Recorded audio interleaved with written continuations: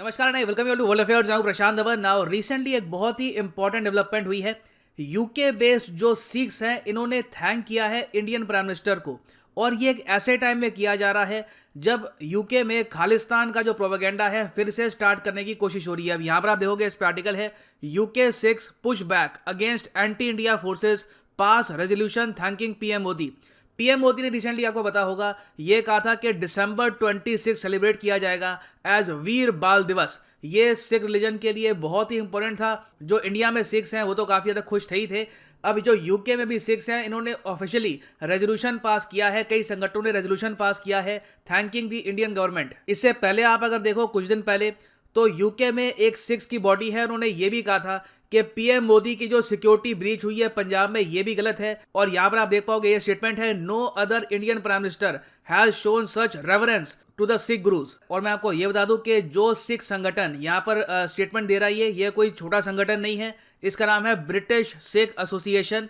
इसके चेयरमैन है Lord ranger जो काफी क्लोज है बोरिस जॉनसन के। इन्होंने खुद कहा है ऑन रिकॉर्ड कि बोरिस जॉनसन बिल्कुल खालिस्तान ऑर्गेनाइजेशंस के अगेंस्ट है, ये इन्होंने क्लेम किया है लॉर्ड रेंजर ने। तो एक ऐसे टाइम में जब यूके में फिर से खालिस्तान का रेफरेंडम स्टार्ट हो चुका है, जी हाँ इसकी वोटिंग इन्होंने फिर से स्टार्ट करी है। बीच में बिकॉज ऑफ कोविड ये लोग रुके थे, मगर फिर से यूके की बहुत सारी सिटीज में इन्होंने रेफरेंडम स्टार्ट कर दिया है, वोटिंग स्टार्ट कर दी है खालिस्तान के लिए।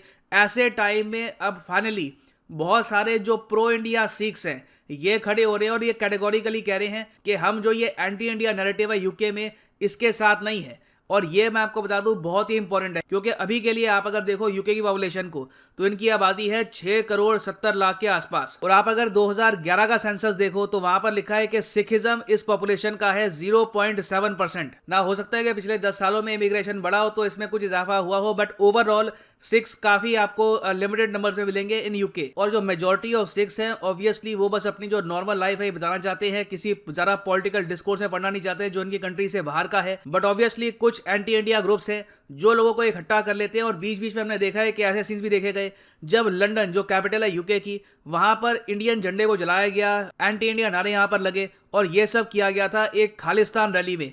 तो इससे एक इमेज जाती है कि यूके के सिक्स तो यहाँ पर ये नैरेटिव पुश कर रहे हैं, जबकि देखिए रियलिटी ये है कि जो यहाँ पर प्रो खालिस्तानी फोर्सेस है यूके में ये काफी लिमिटेड नंबर्स में आपको मिलेंगी। बट सैडली जो पॉलिटिशियंस हैं इस बात को लेकर पॉलिटिक्स काफी खेलते हैं यूके की कम्युनिटीज को डिवाइड करने के लिए। फॉर एग्जांपल रिसेंटली यूके में एक मेंबर ऑफ पार्लियामेंट है, एक्चुअली पहली female Sikh member of parliament Preet Kaur Gill. इन्होंने रिसेंटली बेदबी का जो केस हुआ था गोल्डन टेम्पल में उस इशू को लेकर ट्वीट कर दी कि ये हिंदू टेररिस्ट का इशू है। बाद में इनको अपनी जो ट्वीट है डिलीट करनी पड़ी, मगर इससे आप समझ सकते हैं कि कितनी एक आप कह लीजिए टॉक्सिक सोच है, यहाँ पर लोगों को बांटने की सोच है। तो जो यूके में पॉलिटिशियंस हैं उन्होंने भी काफी हद तक जो ये खालिस्तान का इशू है इसको प्रॉप अप किया है एडिशनल सपोर्ट के लिए, एडिशनल वोट्स के लिए। और इसी के रिस्पॉन्स में हमने ये भी देखा कि 2021 के दिसंबर महीने में इंडिया ने स्ट्रांगली ये इशू रेज किया था खालिस्तान रेफरेंडम का विद यूके गवर्नमेंट।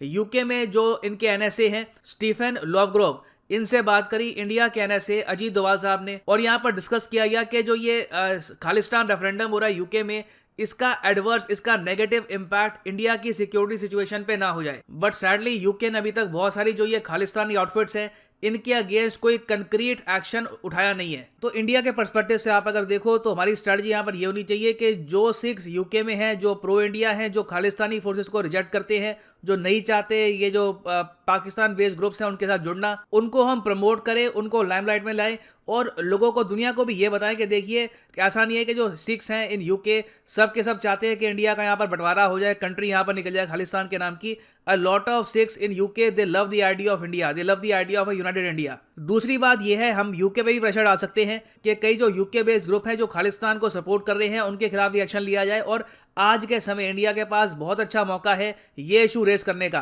क्योंकि इंडिया और यूके ने रिसेंटली ऑफिशियली लॉन्च कर दी है फ्री ट्रेड एग्रीमेंट की नेगोशिएशंस। यूके आपको पता होगा सिंस यूरोपियन यूनियन से निकल चुका है, तो बाय डिफॉल्ट आज के समय इनका कोई प्रॉपर ट्रेड एग्रीमेंट है नहीं विद इंडिया। तो ये लोग चाहते हैं कि एक एफटीए यहाँ पर साइन हो और इंडिया और यूके अपना जो ट्रेड है ये डबल कर दे 2030 तक।